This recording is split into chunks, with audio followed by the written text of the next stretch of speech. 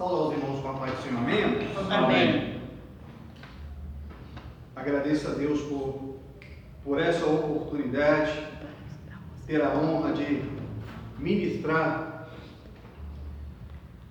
a mensagem do culto de doutrina. E eu quero já convidar você, aí na sua casa, a abrir a sua Bíblia, em Romanos, capítulo de número 12, do versículo de número 9 ao versículo de número 21. Carta de Paulo aos Romanos, capítulo 12, verso 9 ao verso de número 21. Versículo 9 ao versículo de número 21. Amém? Os irmãos só vão me acompanhar. O texto diz assim: o amor seja não fingido. Aborrecei o mal e apegai-vos ao bem. Amai-vos cordialmente uns aos outros com amor fraternal, preferindo-vos em honra uns aos outros. Não sejais vagarosos no cuidado, sede fervorosos no espírito, servindo ao Senhor. Alegrai-vos na esperança, sede pacientes na tribulação, perseverai na oração. Comunicai com os santos nas suas necessidades, segui a hospitalidade. Abençoai aos que vos perseguem, abençoai e não amaldiçoeis. Alegrai-vos com os que se alegram e chorai com os que choram. Sede unânimes entre vós, não ambicioneis coisas altas, mas acomodai-vos às humildes. Não sejais sábios em vós mesmos, ninguém torneis mal por mal. Procurai as coisas honestas perante todos os homens. Se for possível, quando estiver em vós, tende paz com todos os homens. Não vos vingueis a vós mesmos, amados, mas dai lugar à ira, porque está escrito: minha é a vingança, eu recompensarei, diz o Senhor. Portanto, se o teu inimigo tiver fome, dá-lhe de comer. Se tiver sede, dá-lhe de beber. Porque fazendo isso, amontoarás brasas de fogo sobre a sua cabeça. Não te deixes vencer do mal, mas vence o mal com o bem. Glória a Deus. Vamos orar? Vamos orar? Soberano Deus, no nome do teu Filho amado Jesus Cristo, aqui nos encontramos mais uma noite, Santo, para louvar e bendizer o teu nome. Senhor, fala conosco essa noite, conforme nós precisamos ouvir da tua parte.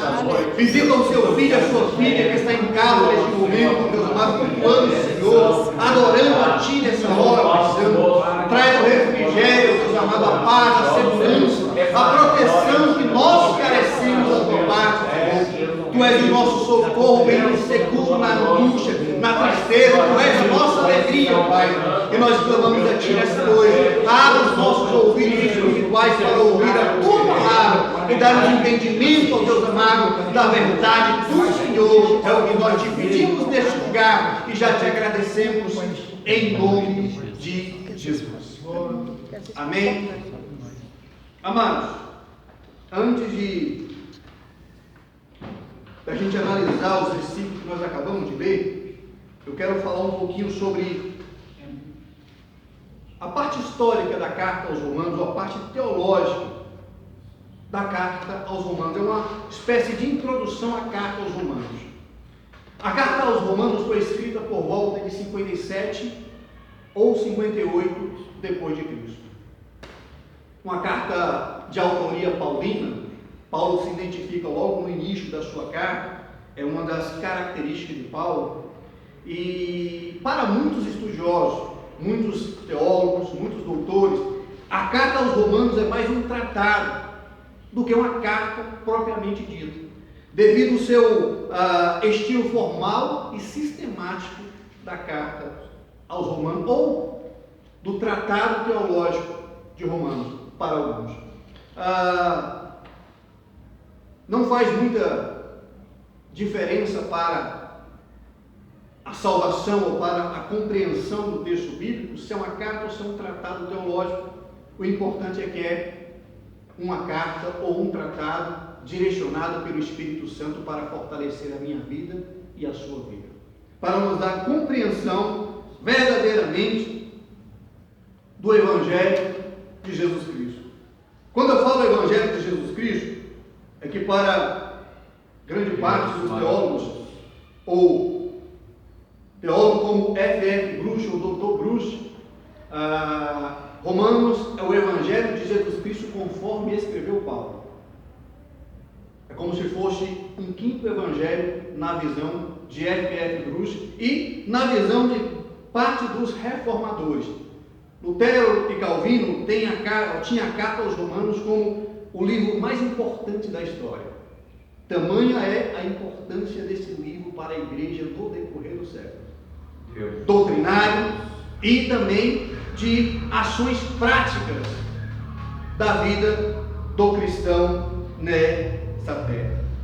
Na carta aos Romanos, Paulo traz ou faz uso do recurso grego chamado diátrico. É um recurso em que o escritor grego, e Paulo vai usar isso, ele cria um debatedor imaginário. Quando nós analisamos a carta aos Romanos, logo no primeiro capítulo, a gente notamos um debate entre duas pessoas.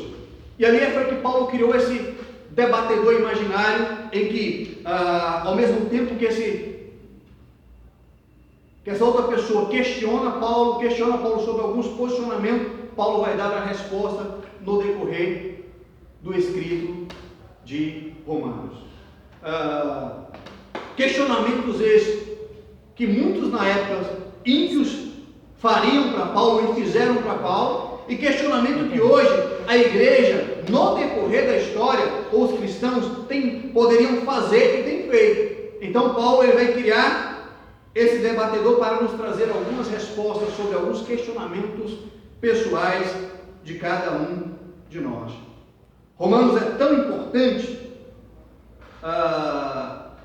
que nessa epístola ou nesse tratado teológico nós encontramos o Paulo aborda assuntos como a justificação do cristão.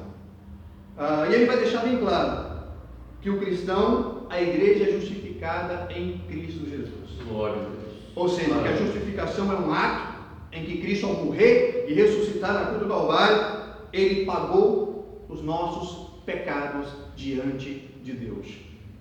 Na carta aos Romanos nós também encontramos Paulo falar sobre a santificação, que é um processo de santificação daquele que foi justificado por Cristo Jesus, que passa a viver uma vida diferente da que vivia antes.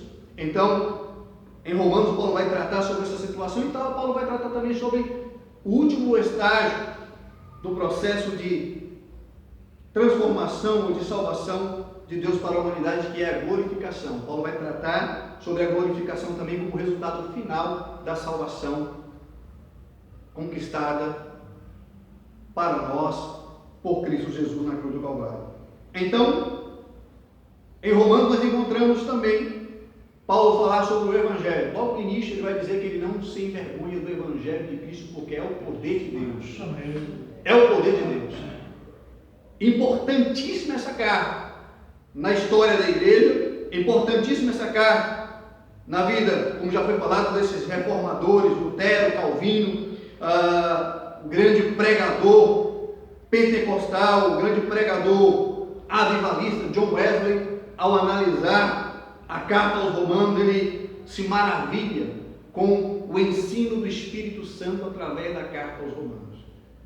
Então, meus irmãos, você aí na sua casa tem tido um tempo hábil para ler a palavra de Deus nesse período de quarentena, e a carta aos Romanos, ou o tratado teológico de Romanos, é um livro importantíssimo para que você estude durante esse período. Na carta aos Romanos, Paulo estabelece fundamentos da fé cristã de uma forma clara. E o interessante na carta aos Romanos, que logo no primeiro capítulo Paulo vai colocar judeus e gentios no mesmo patamar. Ou seja, que patamar é esse? Paulo vai dizer que tanto judeus como gentios, tanto a nação de Israel como as demais nações, eram pecadoras e todos carecem da misericórdia e do perdão em Cristo Jesus.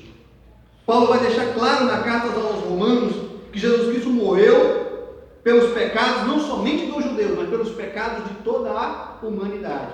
Mas aquilo que nós temos pontuado, porque Paulo vai trazer isso também na carta aos Romanos. Jesus morre por todos, mas o sangue de Jesus é eficiente somente para aqueles que creem no sangue remidor do Cordeiro de Deus. Essa é a carta ou o tratado teológico que Paulo vai esmiuçar e nos trazer uma compreensão maior de quão maravilhoso foi aquilo que Jesus Cristo fez por nós e para nós na cruz do Calvário. Amém. Paulo dá instruções práticas em Romanos, instruções para que o cristão viva no seu dia a dia. E ele vai deixar claro, em Romanos nós vemos isso. Não basta somente conhecer o Evangelho, é preciso vivê-lo. Amém. É preciso vivê-lo. No decorrer da história da igreja, pessoas conheciam o Evangelho, conheciam a palavra de Deus, mas não viviam. Muitos citavam, como hoje nos nossos dias, muitos citam, mas não vivem o que o Evangelho diz.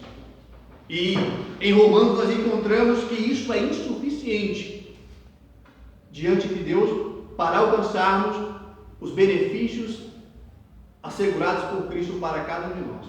É preciso conhecer, sim, e conhecereis a verdade, e a verdade vos libertará. Mas eu preciso deixar que essa verdade trabalhe no meu interior, para que eu possa praticar no meu dia a dia essa verdade ensinada e exemplificada por Jesus Cristo. Deus. Amém? Do capítulo 1 a 11 de Romanos, Paulo dá instruções teológicas, doutrinárias, para a igreja. Do capítulo 12 ao 16, ele diz como o cristão deve viver no seu dia a dia, é prática. Ele sai da teoria e agora vai para a prática. E é a prática que eu e você temos que abraçar no nosso dia a dia. E o texto que nós lemos aqui é um texto de prática. É um texto que o verdadeiro cristão, a verdadeira igreja, vive isso aqui. Versículo de número 9 e 10, Paulo diz assim: o amor seja não fingido, aborrecei o mal e apegai-vos ao bem. Amai-vos cordialmente uns aos outros, com amor fraternal, preferindo-vos em honra uns aos outros. Aleluia. O que Paulo coloca nesses dois versículos é: ame o seu próximo com amor sincero, não com amor fingido que muitos vinham vivendo naquela época e muitos na nossa época vivem. Um amor somente de palavras, mas não um amor de atitude. Um amor somente para despertar ou chamar a atenção para si, mas um amor sem um verdadeiro sentimento, sem a direção do Espírito Santo de Deus. Um amor fingido, que Paulo vai dizer claramente que nós não devemos amar dessa forma, mas devemos amar de palavra, de sentimentos e de atitudes. De atitudes.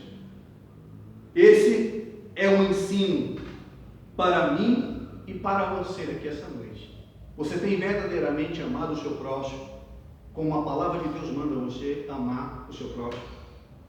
Esse amor, irmãos, é exemplificado pelo amor de Deus por mim e por você. Nós não merecíamos esse amor, mas mesmo sem merecer, Ele nos amou e nos ama de forma incondicional. Amém. Deus. E quando Ele manda a gente amar de forma fraternal, Ele está dizendo: ei, ame o seu próximo como se fosse o seu irmão de sangue, como se fosse alguém da sua família. Por quê? Porque é mais fácil amar alguém próximo, alguém da família. Então ele vai trazer essa comparação, ele vai dizer: olha, ame o seu próximo como se fosse da sua família, e ame ele de forma incondicional. Porque hoje as pessoas têm feito seleção de quem gostar, quem amar, quem perdoar. E não é isso que a palavra de Deus nos orienta. Precisamos amar de forma sincera, de forma justa e de forma prática. Prática. A vida do cristão, ou do verdadeiro cristão, é uma vida em que dia após dia as pessoas olham para ele, olham para ela e vê Cristo através das atitudes dele e das atitudes dela. Independente de onde ou aonde ele estiver ou ela estiver, as pessoas olham e veem a presença do Espírito Santo de Deus brilhando na vida dele e na vida dela. Então ame verdadeiramente o seu próximo. Versículo de número 11 e 12. Não sejais vagarosos no cuidado, sede fervorosos no espírito, servindo ao Senhor. Alegrai-vos na esperança, sede pacientes na tribulação, perseverai na oração. Ei, não sejais vagarosos no cuidado. Hoje, o pastor pede para o irmão fazer algo, e se o pastor não ficar em cima, ou a liderança não ficar em cima, ele deixa para depois. Quando eu tiver um tempo eu faço. E eu estou colocando o pastor aqui, mas eu trago isso também para o nosso cotidiano no trabalho. O nosso líder, o nosso patrão, o gerente, nos pede para muitos fazer algo, e se o líder não ficar em cima, as pessoas têm feito de forma relaxada. E não é isso que Paulo orienta a igreja. Ei, aquilo que lhe foi confiado fazer, faça da melhor maneira possível. Não deixe para amanhã. Faça hoje aquilo que lhe foi outorgado, lhe foi ordenado fazer. Não faça de forma relaxada. Dê o seu melhor. Dê o seu melhor. Você está na igreja ocupando uma posição, dê o seu melhor. Você não está trabalhando para o pastor, você está trabalhando para o Senhor Jesus Cristo. Foi Ele que te chamou. Você está no seu trabalho, você está em alguma atividade social, ei, dê o seu melhor. Você está trabalhando para o Senhor Jesus Cristo. Para o Senhor Jesus Cristo. Não deixe de fazer hoje. Deixe de fazer hoje aquilo que Deus te chamou para fazer agora. Faça agora. Faça agora. Como o texto bíblico diz, o dia de amanhã não nos pertence. Não nos pertence. E nisso de muitos deixarem para fazer, amanhã ou depois, perderam a oportunidade de pedir perdão para algumas pessoas que não estão mais entre nós e não podem mais pedir perdão. Porque não cumpriram a ordenança do Senhor aqui na carta ou no tratado teológico de Romanos. Foram vagarosos no cuidado. Queriam fazer de qualquer forma, queriam fazer no tempo dele ou no tempo dela. Ei, é no tempo de Deus. Amém. É no tempo de Deus. Então faça. Alegrai-vos na esperança. Paulo está dizendo para os cristãos, ei, tenha uma vida prática, com o seu melhor, dê o seu melhor. E nessa prática diária, mantenha a esperança no que Cristo conquistou por você e naquilo que Ele prometeu que irá trazer para a sua vida. E quando Ele coloca essa esperança, e vai dizer no final do versículo 12, sede pacientes na tribulação. Ei, estamos vivendo dias de tribulação, dias trabalhosos. Mas Ele manda, Ele nos orienta a vivermos com esperança. E Ele termina o versículo 12 dizendo, com oração, em constante oração. A igreja do Senhor Jesus Cristo tem o dever de viver em constante oração, independente da situação.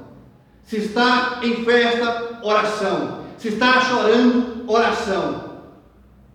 Independente da situação. Se está enfermo, oração. Se está são, oração. A igreja do Senhor Jesus Cristo precisa viver em constante oração para enfrentar as adversidades que surgiram e que ainda surgirão na caminhada, mantendo a fé. Deus maravilhoso. Mantendo a fé, mantendo a esperança. 1 Coríntios 13:13. O escritor de Romanos, o mesmo escritor de Coríntios, vai dizer: agora, pois, permanece a fé, a esperança e o amor. Mas o maior desses é o amor. Ó, nós começamos no versículo 9 falando sobre o amor. Deus maravilhoso. E quem ama tem fé. Quem ama tem esperança. Ou tem esperança. Então, o cristão verdadeiro precisa levar uma vida de amor, de fé e de esperança. É isso que nos faz olhar para a situação que o mundo passa hoje, difícil, preocupante, mas olhar de cabeça erguida e crendo: meu Deus é um Deus que cumpre promessa. E se Ele fez a promessa que estaria comigo até a consumação do século, Ele está comigo diante dessa situação difícil que o mundo está enfrentando. Nós não estamos só, o Senhor está conosco, mas nós precisamos disponibilizar tempo para orarmos ao Senhor. É a fé. Nós lutamos contra o inimigo invisível hoje, chamado o vírus Covid-19. É um inimigo invisível, a oração também. Ela tem o poder de abater o nosso inimigo e os nossos adversários no mundo espiritual do mal. A oração do cristão vale muito em seus efeitos. Então viva uma vida de constante oração. Persevere em oração. Deus tem ouvido o seu clamor. As suas orações não têm ficado no teto da sua casa. As suas orações, você que é um homem, que é uma mulher de Deus, as suas orações têm chegado até os pés do trono do Senhor. Deus maravilhoso. Versículo de número 13 e 14. Comunicai com os santos nas suas necessidades. Segui a hospitalidade. Abençoai os que os perseguem. Abençoai e não amaldiçoeis. Alegrai-vos com os que se alegram e chorai com os que choram. Deus maravilhoso. Ei, o que Paulo está dizendo aqui é que nós precisamos levar uma vida de comunhão. Comunhão. Uma vida de comunhão ao ponto de ter confiança no nosso irmão, em Cristo Jesus. A confiança de confessar para o nosso irmão ou para a nossa irmã as nossas necessidades. Por quê? Porque, como temos falado e temos pontuado na escola bíblica dominical, nós precisamos um do outro e dependemos de Cristo. Então, meus irmãos, nós precisamos confessar as nossas necessidades um ao outro. E Paulo também vai orientar na carta aos Efésios, capítulo de número 4, versículo de número 28, que nós devemos trabalhar para que as nossas necessidades sejam supridas e para ajudar a suprir as necessidades do nosso próximo, do nosso irmão que esteja enfrentando alguma dificuldade. E é por isso que ele diz: comunicai aos santos nas suas necessidades. Necessidades emocionais. Alguns irmãos estão precisando somente de um abraço. Ei, é você que foi chamado para neste momento difícil, para suprir a necessidade do seu irmão e da sua irmã. É abraçar e dizer: você não está só nesse momento, eu estou aqui e o Senhor está conosco. A necessidade espiritual, trazer uma mensagem, fazer uma oração e dizer: ei, o Senhor Jesus jamais perdeu uma peleja e não vai perder essa. E a necessidade também financeira, a necessidade também material. É minha função, é sua função, ajudar no que for preciso para suprir as necessidades do nosso irmão e da nossa irmã. É o que Paulo coloca aqui. Versículo de número 13 e 14, ou 13 e 14. Ou seja, nós precisamos abençoar o nosso irmão e não amaldiçoar. Ei, vivemos uma época em que as pessoas ainda continuam amaldiçoando o próximo, continuam com os salmos imprecatórios, que foi para uma época determinada. Você não vê Cristo usando isso. Você não vê exemplo disso no Novo Testamento.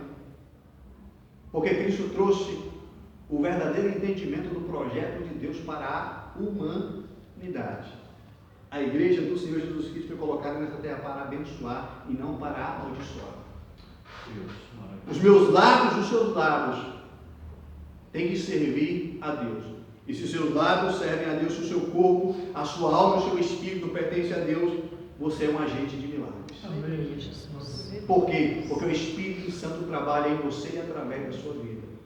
E dos seus lábios flui rios de água viva, ou seja, a palavra de Deus flui dos seus lábios, e a palavra de Deus dos seus lábios, ela cura a alma. Ela transforma a vida. Ela traz esperança em momentos difíceis. Se você tem amaldiçoado o seu irmão, amaldiçoado o seu próximo, amaldiçoado até mesmo o seu inimigo, você tem ido contra o que a palavra de Deus te diz. Você foi colocado para abençoar. Aleluia, Jesus. Se ele tem te perseguido, se ele tem te amaldiçoado, é problema dele com Deus. A sua função aqui, nós vamos contar um pouco mais à frente, é não pagar o mal com o mal. Deus maravilhoso. Versículo 15 e 16. Alegrai-vos com os que se alegram e chorai com os que choram. Sede unânimes entre vós. Não ambicioneis coisas altas, mas acomodai-vos às humildes. Não sejais sábios em vós mesmos. É o que nós temos pontuado, é se colocar no lugar do próximo. Amém. Se colocar no lugar do próximo. E se colocar no lugar do próximo é estar feliz com ele, quando ele está feliz. É congratular com ele em uma festa, ou com ela em uma festa, mas ao mesmo tempo chorar com ele, chorar com ela, no momento em que ele estiver passando por uma dificuldade, estiver um momento de angústia. Eu estava hoje vendo uma frase do pastor presbiteriano, e ele fez a colocação: o verdadeiro cristão, ele se alegra com o irmão em uma festa, mas ao mesmo tempo ele se alegra com o irmão no velório, ou ele chora com o irmão no velório. É se comover, se colocar no lugar do próximo. Ou seja, a sua vitória é a minha vitória, a sua luta é a minha luta, o seu problema é o meu problema, a sua conquista é a minha conquista. É o que Paulo está colocando aqui. E isso tem que ser praticado diariamente pela igreja do Senhor Jesus Cristo nessa terra. É uma prática diária. Não é algo que eu tenho que fazer somente em determinado momento, é diário nessa terra. É diário. As pessoas têm que olhar para mim, têm que olhar para você e dizer: esse é o homem de Deus. Lembra da mulher que falava do profeta lá no Antigo Testamento? Esse é o homem de Deus. Aí vem o homem de Deus. E eu quero perguntar para você aí na sua casa, você que nos acompanha pela rede social, que tipo de testemunho as pessoas em sua volta têm dado de você? O que as pessoas têm falado a seu respeito? Vai refletir e vai dizer se você é um homem, se você é uma mulher de Deus, ou se você ainda precisa deixar o Espírito Santo trabalhar na sua vida de uma forma que ele seja evidenciado através das suas atitudes e palavras. Tem chorado com os irmãos que precisam de você? Tem se alegrado com os irmãos, com a vitória dos irmãos? Porque vivemos uma época em que o individualismo é tão grande. O sistema mundano tem levado o mundo, inclusive dentro das igrejas, à competição. Ao individual, à competição. E não é isso que o Senhor nos orienta na palavra dele. E esse mundo de disputa tem feito muito se entristecer com a vitória do próximo. E tem feito muito também se alegrar com a derrota do irmão, com a tristeza do irmão, com a luta do irmão. E não é isso que a palavra de Deus nos orienta. Ei, se alegre com os que se alegram e chore com os que choram. Eu vejo algumas notícias tristes. E eu vejo alguns cristãos no decorrer aplaudindo e desejando o mal. Meu irmão, a minha função é orar para Deus libertar, para Deus transformar, para Deus salvar. Deus maravilhoso. Essa é a minha luta. Eu não posso me alegrar. Eu não posso me alegrar com a corrupção no mundo. Eu não posso me alegrar em ver um homem ser preso por corrupção e falar, ele tinha que pagar por isso. Ei, a justiça sim, tem que ser feita, mas eu não posso me alegrar com uma atitude. A minha função aqui era que aquilo não acontecesse. O meu desejo era que aquilo não acontecesse. E se aconteceu, que Deus transforme, que Deus leve arrependimento, que Deus mude a vida dessa pessoa, que Deus transforme. É isso que Paulo está colocando aqui. É isso que Paulo está dizendo, eu preciso me compadecer do meu próximo. Estava assistindo essa semana um vídeo lá em casa e eu pensei que a minha esposa estava no banheiro e eu comecei a chorar e falei algo, de repente ela veio. E o que foi aí? Eu estava vendo um vídeo que eu lamentável o que uma família estava comendo, porque não tinham o que comer. É impossível, não é um cristão verdadeiro, é impossível não se comover diante de uma situação daquela. É impossível não se colocar no lugar da família. É impossível. O cristão verdadeiro. Amém? No próprio jornal, você assistindo o jornal, vê o sofrer do mesmo favorecido. É hora que a gente abala. Lamentável, é triste. É triste. Não sejais sábios em vós mesmos. Ele termina o versículo de número 16, dizendo, ei, não sejais sábios. Porque muitos pensam que eu sei tudo. Querem ser o melhor em tudo. Ei, eu tenho usado uma frase aqui na escola bíblica dominical, na igreja. Não há um ser humano nessa terra que não tenha o que nos ensinar. Todo mundo tem algo para ensinar ao próximo. E nós temos algo para aprender com o nosso semelhante. Isso é indiscutível. Todo ser humano tem algo para nos ensinar. Assim também como não há um ser humano nessa terra que conhece tudo, que não precisa aprender. Todos nós precisamos aprender algo, e no dia a dia nós vamos aprendendo algo no nosso dia a dia. E aí eu vou pontuar mais uma vez. Nós precisamos um do outro e dependemos de Cristo. Amém. E dependemos de Cristo na nossa caminhada. E Paulo vai deixar isso claro. Então não pense que você sabe tudo. Seja humilde. Seja humilde. Entenda que nós fomos colocados nessa terra para sermos servos. Servos. E se você como cristão, quer ser grande no reino do céu, seja o menor nessa terra. Amém. Deus maravilhoso. Seja humilde. Seja humilde. Humildade tem faltado muito. Eu vou falar na igreja do Senhor nessa terra. Ou melhor, vou consertar a frase. Humildade tem faltado muito nos tempos em que a igreja tem se juntado nessa terra para adorar o Senhor Jesus Cristo. Tem faltado muita humildade. Muita humildade. Eu tenho falado muito. Às vezes a pessoa chega na posição de pastor e não quer mais fazer a função de diácono. Eu sou pastor agora, eu sou presbítero, sou evangelista agora. E ele não entende que ele só tem uma função a mais a fazer. Ele foi ordenado a pastor, agora ele tem a função de pastor, presbítero, evangelista e diácono. E auxiliar. É mais responsabilidade, pastor Miguel. É mais responsabilidade. Então, irmãos, sejamos humildes. Amém. Sejamos humildes. Exemplo de humildade, nós costumamos levar para Cristo, e Cristo é incomparável, Jesus. Mas o próprio Paulo, o próprio escritor da carta aos Romanos, exemplo de humildade. Exemplo de humildade. Grande mestre.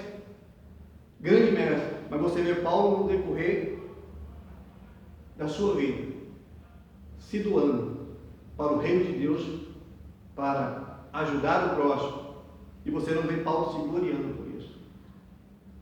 Você não vê Paulo se gloriando por isso. Muito pelo contrário.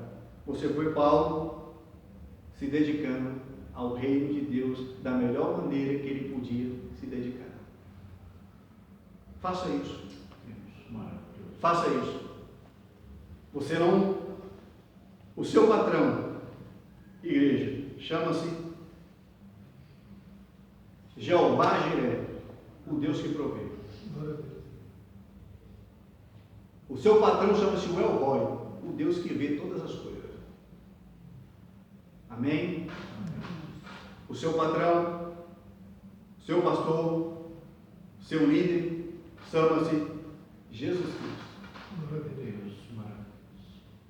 Que o apóstolo João vai dizer lá em Apocalipse: olhos como duas tochas de fogo. Está contemplando a minha e as suas atitudes no decorrer da nossa vida nessa terra. Façamos o nosso melhor, de forma humilde e de forma que Ele seja glorificado, Ele seja exaltado na nossa vida e através da nossa vida. Versículo de número 17 ao 21, para a gente terminar. A ninguém torneis mal por mal, procurai as coisas honestas perante todos os homens. Se for possível, quando estiver em vós, tende paz com todos os homens.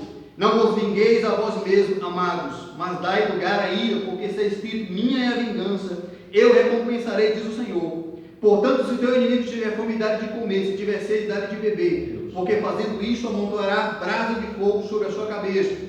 Não te deixe vencer do mal, mas enche o mal com o bem. Amém. Deus maravilhoso.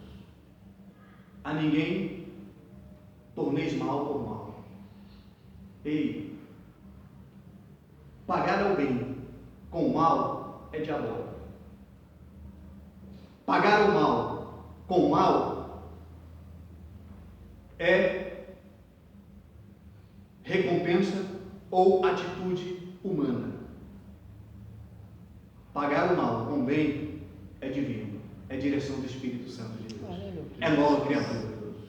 É aquele, é aquela que pode dizer verdadeiramente: eu sou filho de Deus, eu sou filho de Deus. E Paulo coloca bem claro: não pague o mal com o mal, mas pague o mal com o bem. Glória a Deus. Pague o mal com o bem. E ele vai dizer algo interessante no versículo 18: se for possível, quando estiverem em vós, tende paz com todos os homens. Por que Paulo coloca isso aqui? Se for possível, porque ele sabia que não era possível ter paz com todo mundo. Mas ele deixa claro: a contenda, a inimizade não pode partir do cristão. Jesus Cristo, quando esteve nessa terra como homem, Jesus Cristo ele não fez inimigo, mas ele tinha inimigos. Ele não fez, mas ele tinha inimigos. Pessoas usadas pelo diabo, que não queria ver ele ajudar a humanidade, não queria ver ele ajudar o próximo. Assim somos nós. Nós teremos inimigos na caminhada. A igreja sempre teve inimigos na caminhada, mas a função do cristão, a função da igreja do Senhor Jesus Cristo é não fazer inimigo. Se eles vierem, está nas mãos de Deus. O Senhor tratará com ele, o Senhor tratará com ela. Mas a atitude de inimizade não pode partir da minha parte, não pode partir da sua parte. Eu e você somos um agente de paz colocado nessa terra. Aleluia. Jesus Cristo pregou a paz, viveu a paz e nos outorgou essa responsabilidade de propagar a paz que somente nele é encontrada. Em Jesus Cristo. Ei, se teu inimigo tiver fome, dê-lhe de comer. Se tiver sede, dê-lhe de beber. Irmãos, o perdão, coloquei isso no meu Facebook hoje, o perdão não é uma opção.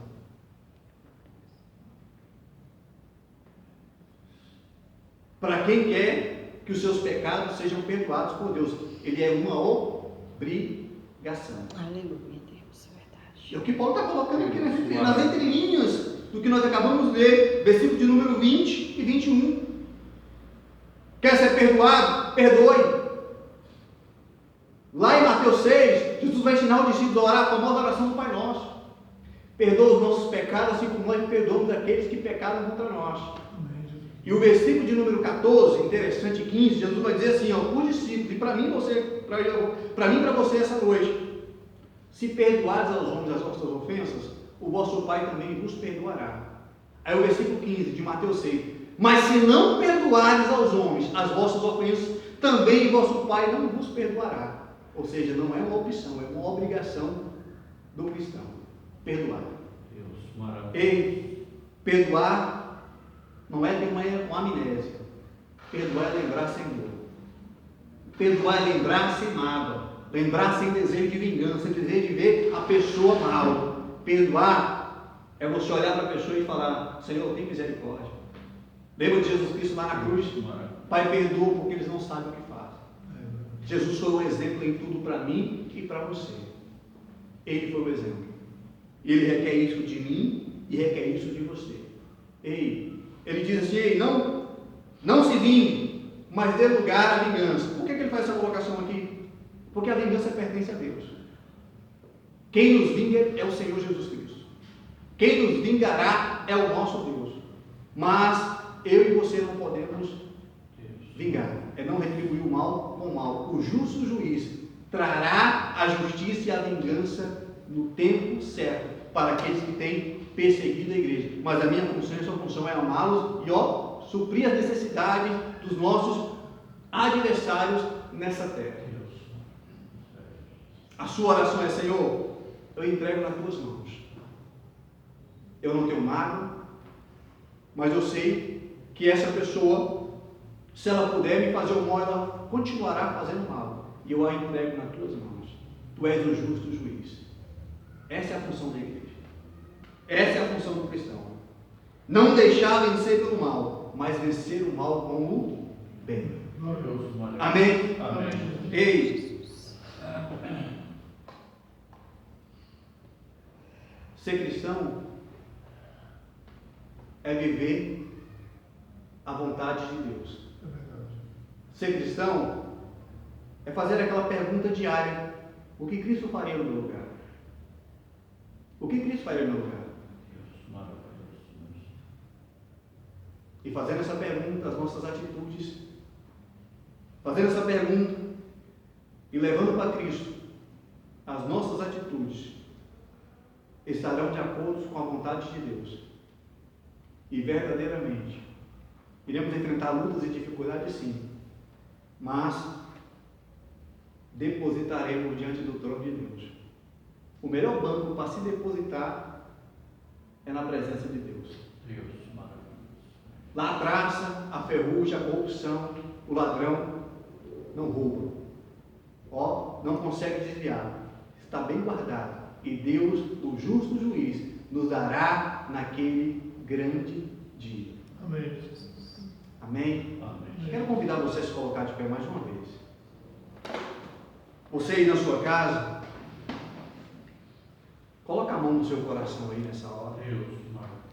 Não é fácil.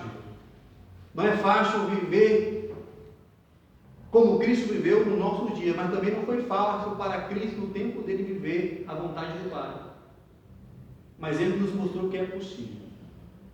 E Ele conquistou por nós e enviou o Consolador para nos ajudar, para nos aconselhar nessa caminhada. E nessa hora nós vamos orar a Deus, pedindo a Ele sabedoria, pedindo a Ele discernimento, coragem, para diariamente vivemos a vontade dEle, abrimos mão da nossa vontade e fazemos a vontade dEle.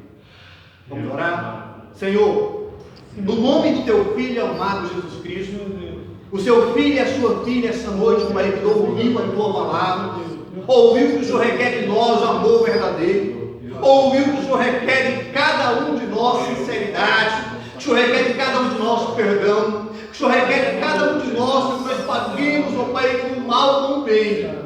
E nessa hora, Pai Santo, nós queremos clamar ao Senhor. Dá-nos força, meu Deus amado. Dá-nos sabedoria, dá-nos discernimento, Senhor. Coragem para viver a Sua vontade nos tempos difíceis em que nós estamos vivendo, Senhor. Deus amado, nos capacita espiritualmente, Senhor. Em nome de Jesus. Sozinho é impossível, Deus amado, vivenciar a Tua palavra, vivenciar confiar com bondade.